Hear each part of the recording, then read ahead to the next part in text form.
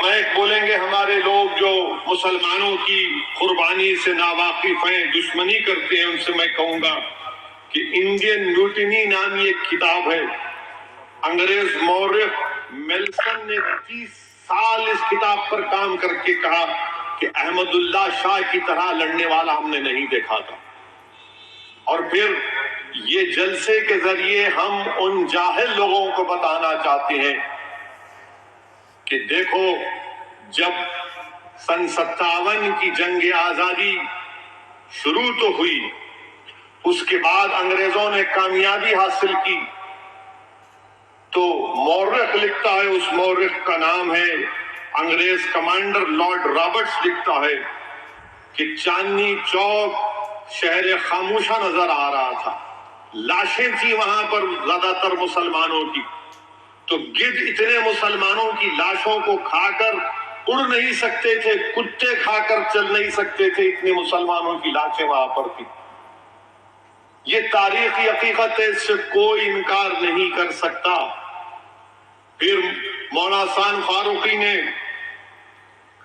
مولانا کافی کا ذکر کیا، تو مجھے یہاں پر یہ کہنا پڑے گا، مولانا احمد رضا خان قادری برکاتی بریلوی نے مولانا کافی کے بارے میں کہا تھا کہ کافی نعت کا سلطان ہے اور احمد انشاءاللہ وزیر اعظم بنے گا۔ میرے عزیز دوستوں اور بزرگوں، احمد رضا خان قادری برکاتی بریلوی کے تعلق سے تاریخ میں آیا کہ آپ جب کوئی لفافہ بیچتے، اس پر ٹکٹ لگاتے، تو پوسٹ ٹکٹ لگاتے، تو وہ جارج ہفتم کا ٹکٹ الٹا لگاتے اور لوگوں سے کہتے کہ دیکھو میں نے بادشاہ کا سر نیچے کر دیا۔ پھر وہیں پر ہم کو آپ نے ابھی مفتی غیاث صاحب سے اور مولانا مصدق سے شیخ الہند محمود الحسن کی قربانی کو سنا۔ آج جو لوگ مسلمانوں کے تعلق سے نفرت کرتے ہیں بھارت میں ان سے پوچھنا چاہتا ہوں کہ تم کو معلوم مالٹا کہاں پر ہے؟ بھارت سے 4000 کلومیٹر دور مالٹا میں۔ یہ بھارت سے محبت نہیں تھی تو کیا تھا کہ شیخ الہند محمود الحسن کو مکہ گئے، شریف المکہ نے دھوکہ دیا تو وہاں سے گرفتار کر لیے، وہاں سے گرفتار کر کے جدہ لائے، جدہ سے کشتی میں بٹھا کر الیگزینڈریا لے کر گئے، الیگزینڈریا سے قاہرہ، پھر قاہرہ سے مالٹا لے کر گئے شیخ الہند کو۔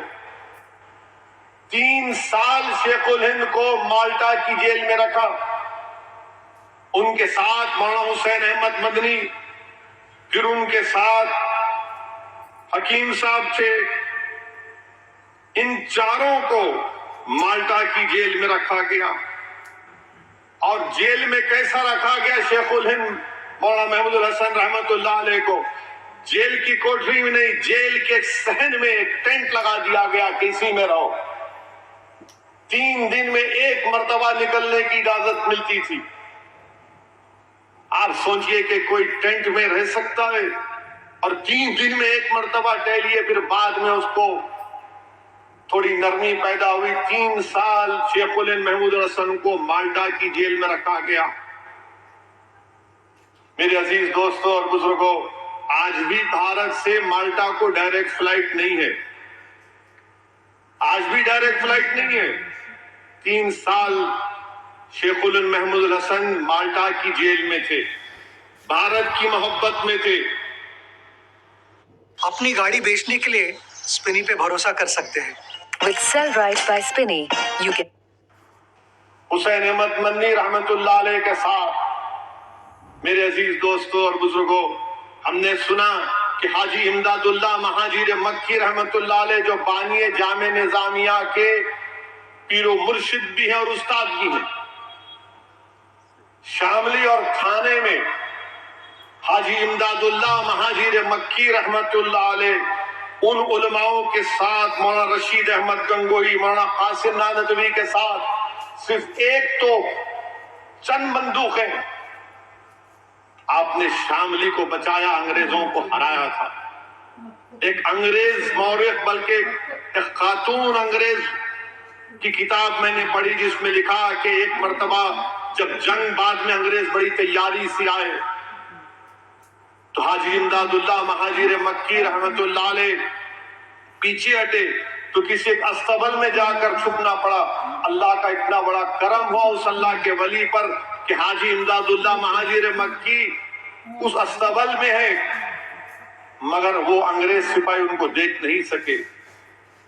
اگر کوئی اور کہہ دیتا تو بولتے ارے بڑا چڑھا کر پیش کر دیے انگریز کی کتاب میں نے پڑھی نام یاد نہیں آ رہا. یہ ان ہمارے معزز علماء کرام جو اللہ کے ولی بھی تھے یہ ان کے کرامات بھی تھے. پھر حاجی امداد اللہ مہاجر مکی رحمت اللہ علیہ مکہ مدینہ چلے گئے. یہ ہمارے بزرگوں کی قربانیاں ہیں, اس کو کوئی نظر انداز نہیں کر سکتا. میرے عزیز دوستوں اور بزرگوں, پھر کیا آپ جانتے کہ جھانسی کی رانی کا ذکر ہوتا ہے؟ جھانسی کی رانی کا ذکر ہوتا ہے مگر کوئی آپ کو یہ نہیں کہتا کہ جھانسی کی رانی کے ساتھ خدا بخش کون تھا, غلام غوث خاں کون تھے, توپ کے انچارج غلام غوث خاں, فوج کے انچارج خدا بخش جھانسی کی رانی کے ساتھ. مگر جو مسلمانوں سے نفرت کرتے, میں ان سے کہہ رہا ہوں, میں مسلمانوں سے نہیں کہہ رہا ہوں, جو مسلمانوں سے نفرت کرتے ان کو آئینہ دکھا رہا ہوں. جا کے تاریخ پڑھو, ہسٹری پڑھو, تمہارے دل و دماغ میں 70 سال سے مسلمانوں کے تعلق سے نفرت بر دی گئی ہے کہ جھانسی کی رانی کے ساتھ فوج کا انچارج خدا بخش, آرٹلری توپ خانے کا انچارج غلام غوث خان, اور یہ لوگ 4 جون کو شہید ہوئے جھانسی کے قلعے کو تحفظ کر کر. کون ان کے خلاف غداری کیا, انگریزوں کے ساتھ کون تھے؟ یہ گوالیر کے سندھیاز تھے جنہوں نے جھانسی کی رانی سے لڑائی لڑنے آئے تھے. اور جھانسی کی رانی کے ساتھ جو ایک ہمیشہ ایک خاتون مہیلا ساتھ رہتی تھی, وہ کیا ہندو تھی؟ نہیں, وہ مسلمان تھی. کیا نام تھا اس کا؟ منظر نام تھا اس کا. کوٹا کی سرائی میں جھانسی کی رانی کے ساتھ وہ بھی شہید ہو گئی. یہ بتانا ضروری ہے, یہ بولنا ضروری ہے, لوگوں کا آئینہ دکھانا ضروری ہے, ورنہ تو یہ صرف نفرت پھیلا رہے ہیں مسلمانوں کے تعلق سے. میرے عزیز دوستوں اور بزرگوں, پھر وہیں پر آپ دیکھیں گے کہ موجودہ ہریانہ میں بہادر شاہ ظفر نے خود مختاری کا اعلان کیا علامہ فضل خیر آبادی کے فتوے کے بعد. اور علامہ فضل خیر آبادی دلی کی جامع مسجد میں کھڑے ہو کر انگریزوں کے خلاف جہاد کا فتویٰ دیے تھے. اور اس وقت جمعے کی ہر نماز کے بعد یہ اعلان ہوتا مسلمانوں سے کہ جہاد کرو انگریزوں کے خلاف, جہاد کرو انگریزوں کے خلاف. تو ہریانہ کا حصہ جو اب موجودہ ہریانہ, وہاں پر بہادر شاہ ظفر نے ذمہ داری دی 2 لوگوں کو, ایک حکم جین کو اور منیر بیگ کو. یہ بہترین میتھمیٹکس پڑھانے والے تھے, بہترین زبان بولتے تھے. حکم چند اور منیر بیگ, ان دونوں کو ذمہ داری دی گئی.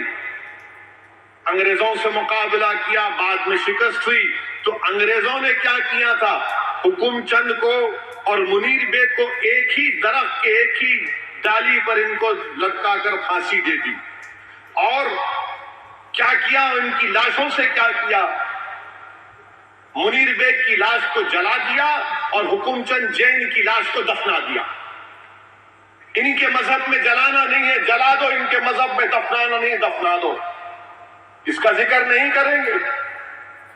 جو لوگ آج ترنگے کی بات کرتے ان کی زبان سے یہ نہیں نکلے گا. ایودھیا کو 6 دسمبر کو کیا ہوا ساری دنیا جانتی ہے, اور پھر پچھلے سال اگست میں کیا ہوا دنیا جانتی ہے. مگر کیا وہ لوگ بولیں گے اس بات کو کہ جب بہادر شاہ ظفر کی قیادت میں انگریزوں کے خلاف جہاد کا فتویٰ ہوا دیا گیا اور انگریزوں کے خلاف جنگ لڑی گئی, تو اسی अयोध्या में